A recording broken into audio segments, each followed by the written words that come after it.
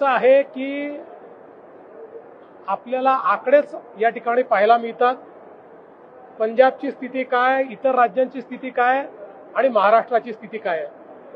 त्यामुळे महाराष्ट्राला अशा पद्धतीनं बदनाम करणं हे राजू शेट्टींना शोभत नाही.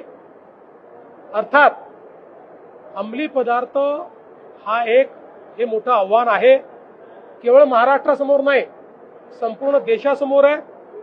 पण देशाचे कणखर गृहमंत्री माननीय अमितभाई शाह यांनी मोदीजींच्या नेतृत्वात संपूर्ण भारतामध्ये ड्रग्सच्या विरुद्ध मोठी लढाई सुरू केली आहे.